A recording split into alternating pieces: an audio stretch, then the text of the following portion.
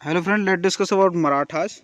यदि हम मराठास की बात करें तो जो मराठा ये उत्तर भारत में महाराष्ट्र वाले रीजन में थे, जैसे सतारा, कोल्हापुर, नागपुर, ग्वालियर।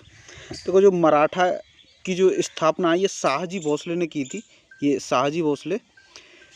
अच्छा, और फिर इसके बाद आए थे इनके बेटे शिवाजी। शिवाजी जो है इनके रियल फाउंडर रहे हैं। जो शाहजी भोसले थे ये मलिक अंबर, अहमदनगर के मलिक अंबर के यहाँ काम करते थे और वहीं इन्होंने गुरिल्ला वारफेयर सीखा था। और जो शिवाजी का जन्म है ये पूना के सिवरी में 1627 ईस्वी में हुआ था। इनकी माता का नाम जीजाजी और इनके जो गार्जियन थे वो थे दादाजी कोंडदेव और गुरु थे इनके रामदास। फिर इन्होंने क्या 1637 ईस्वी में पूना की जागीर को इनहेरिट किया था और फिर उसके बाद बीजापुर के रूलर से तोरण का किला 1646 ईस्वी में अडॉप्ट किया था। और शिवाजी ने मतलब और भी किले लूटे थे। और जैसे इन्होंने मतलब जो जैसे एक बार 1559 ईस्वी में औरंगजेब ने अफजल खां को शिवाजी को कैप्चर करने के लिए भेजा था। तो अब जो शिवाजी ने इसका अफजल खां का मर्डर कर दिया था। उसके बाद फिर शाइस्ता खां को भेजा था, तो शाइस्ता खां का बेटा मर गया था और शाइस्ता खां उसमें वाउंडेड हो गए थे। फिर उसके बाद शिवाजी ने 1664 ईस्वी में सूरत की लूट की। उसके बाद 1665 ईस्वी में राजा जयसिंह को भेजा था। फिर राजा जयसिंह के साथ पुरंदर की संधि हुई जिसमें शिवाजी ने 35 में से 23 किलों को सरेंडर कर दिया था, जिसके बाद शिवाजी औरंगजेब के दरबार में गए और जहाँ उनको बंदी बना लिया गया। फिर उसके बाद शिवाजी छूटते हैं और 1764 ईस्वी में शिवाजी जो है रायगढ़ में जो उनका कोरोनेशन होता है और 1680 ईस्वी में उनकी मृत्यु हो जाती है। शिवाजी की मृत्यु के बाद जो राजा बनते हैं वो संभाजी राजा बनते हैं। संभाजी आपका 1680 ईस्वी में राजा बनते हैं तथा 1680 से 1689 ईस्वी तक राजा रहते हैं। अब शिवाजी की जो ये संभाजी की जब मृत्यु होती है, संभाजी की मृत्यु के बाद राजा राम राजा बनते हैं और जो राजा राम जो गिंजी को अपनी राजधानी बनाते हैं। अच्छा, इसके बाद जब ये राजा राम की मृत्यु होती है, राजा राम की मृत्यु के बाद शिवाजी सेकंड, इनका बेटा शिवाजी सेकंड राजा बनता है। और शिवाजी सेकंड तो एक राजा ही था, लेकिन शिवाजी सेकंड का जो डिफेक्टो रूलर है वो उनकी मम्मी माता जी ताराबाई रहती हैं। और फिर उसके बाद क्या होता है, ताराबाई को 1707 ईस्वी में खेड़ के युद्ध में हरा दिया जाता है और उसके बाद राजा बनते हैं शाहू जी सेकंड। देखो, शाहू जी सेकंड क्यों राजा बने, क्योंकि 1707 ईस्वी में जब औरंगजेब की मृत्यु हो जाती है तो औरंगजेब की मृत्यु के बाद बहादुर शाह प्रथम गद्दी पर बैठते हैं, तो शाहू जी को जेल से रिहा कर दिया जाता है। और उसके बाद शाहू जी की जो मदद करता है, शाहू जी की इसमें मेन मदद बालाजी विश्वनाथ के द्वारा की जाती है। बालाजी विश्वनाथ जो कि पहले पेशवा रहते हैं।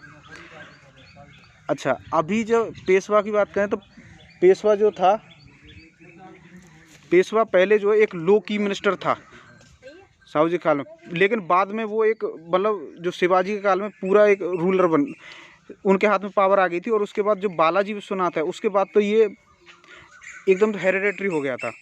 जो बालाजी विश्वनाथ है आपका ये 1713 ईस्वी से 1720 ईस्वी तक पेशवा रहते हैं। इनके टाइम में जो राजा वीक हो जाता है और उसके बाद जो पेशवा की जो पोस्ट है उसे हेरिडेटरी कर दिया जाता है। अगर बालाजी विश्वनाथ की बात करें तो बालाजी विश्वनाथ ने जो अपना कैरियर था वो एक as a revenue official start किया था। और इन्होंने बालाजी विश्वनाथ ने जो 1707 ईस्वी में बैटल ऑफ खेड़ हुआ है, बैटल ऑफ खेड़ में ताराबाई के खिलाफ युद्ध में शाहू जी को विजय दिलाई। और जो शाहू जी का शासनकाल रहा था आपका 1707 से 1748 ईस्वी में। और बालाजी जो है उसके टाइम में ऑर्गेनाइजर ऑफ फोर्स थे, सेना करते। इन्होंने क्या किया था, ये बालाजी विश्वनाथ ने ये सैयद ब्रदर्स की हेल्प की थी, जिसमें इन्होंने फर्रुखसियर को गद्दी से हटा दिया। और उसके बाद फर्रुखसियर को गद्दी से हटाया और इन्होंने क्या है ये चौथ और सरदेशमुखी भी इकट्ठा करना स्टार्ट किया था।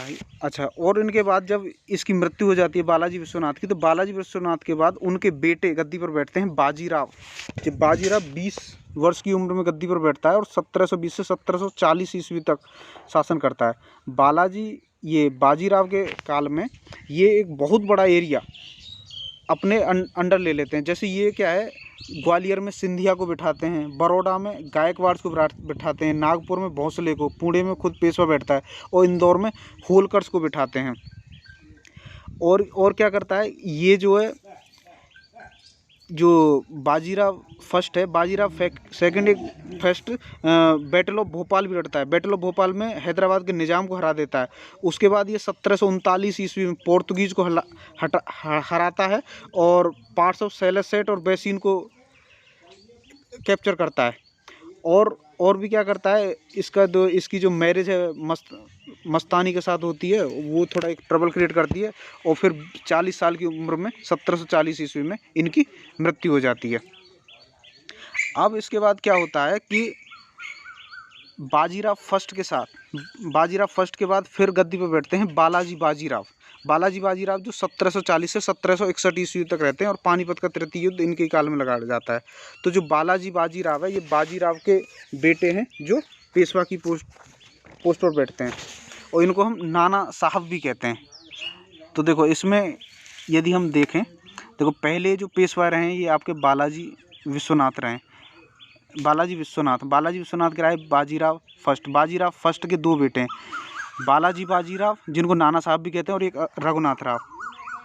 तो जो बालाजी बाजीराव है, यदि इनके बारे में बात करें तो बालाजी बाजीराव इनके काल में भी जो नॉर्थवर्ड एक्सपेंशन है वो होता रहता है और बालाजी बाजीराव ने राम राजा को इम्प्रिजेंट किया था और जो साहू जी की डेथ है वो इन्हीं के काल में होती है। बालाजी बाजीराव ने बहुत सी टेरिटरीज़ को कैप्चर किया और इनके काल में ही पानीपत का तृतीय युद्ध होता है। पानीपत का तृतीय जो 1761 ईस्वी में हुआ और जिसमें एक अफ़गानी ने अटैक किया, जो अहमद शाह अब्दाली अटैक किया। जो मराठा आर्मी के जो कमांडर हैं जैसे सदाशिव राव है और बालाजी के बेटे हैं ये विश्वास राव, ये सब जो है और इनका एक कमांडर, ये सभी इस पानीपत के तृतीय युद्ध में मृत्यु को सिधार गए तथा पानीपत के तृतीय युद्ध के बाद मराठा किंगडम एक तरह से पूरी तरह छिन्न विच्छिन्न हो गया। और जब अपने बेटे की मृत्यु को सुनते हैं तो उसके बाद जो बालाजी बाजीराव की भी मृत्यु हो जाती है। तो इस तरह से ये बालाजी बाजीराव का अंत हुआ 1761 ईस्वी में। उसके बाद गद्दी बैठता है आपका रघुनाथ राव। अच्छा, रघुनाथ राव भी आते हैं, लेकिन इधर क्या है, बालाजी बाजीराव जो है उनके बाद उनका बेटा गद्दी पे बैठता है माधव राव।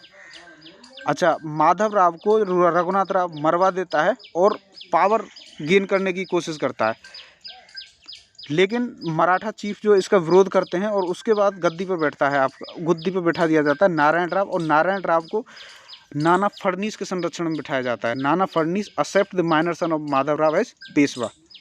अब क्या होता है कि जो रघुनाथ राव एक दो फ्रेंड की सर्च में जाते हैं और ब्रिटिशर्स के साथ सूरत में 1775 ईस्वी में सूरत की ट्रीटी कर लेते हैं।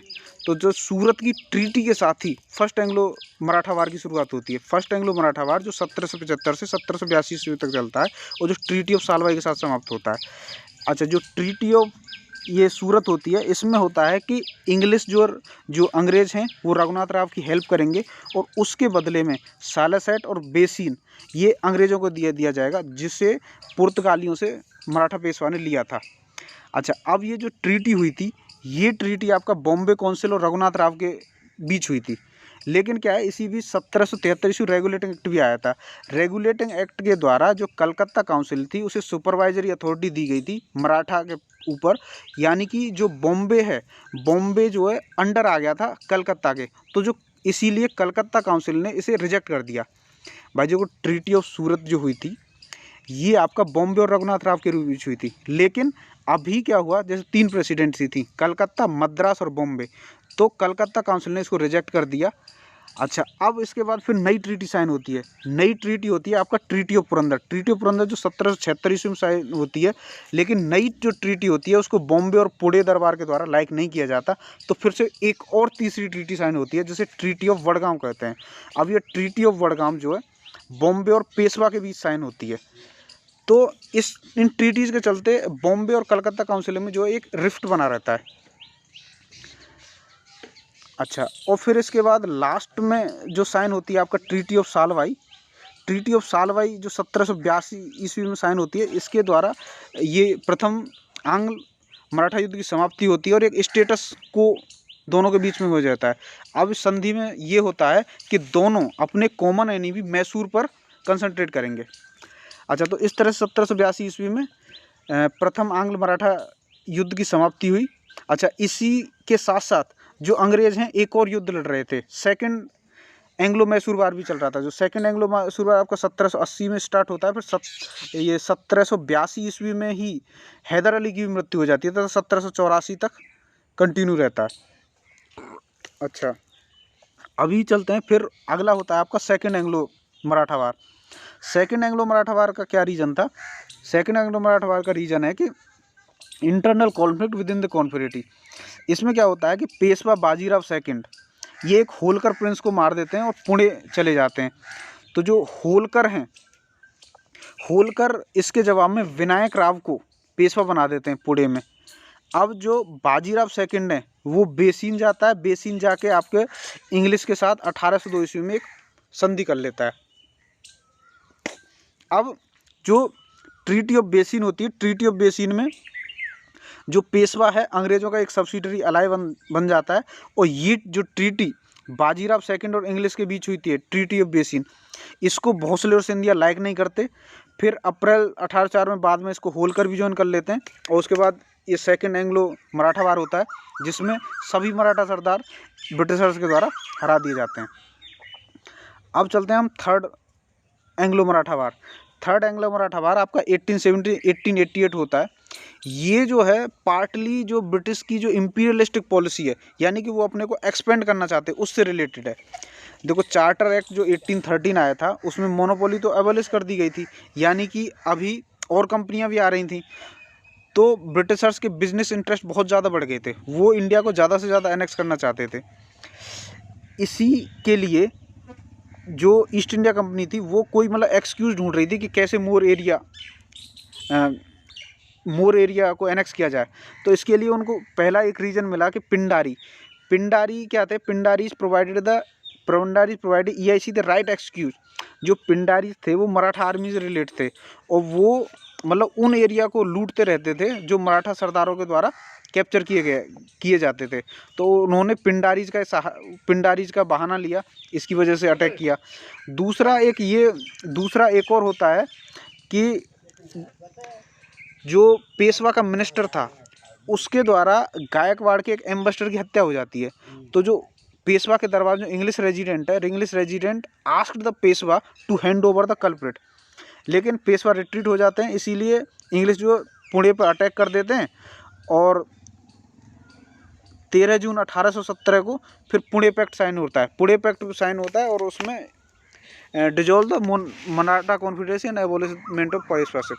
तो इसके साथ ही आपका अंग्रेज मराठा हरा देते हैं और उसके बाद पेशवाशिप की समाप्ति हो जाती है।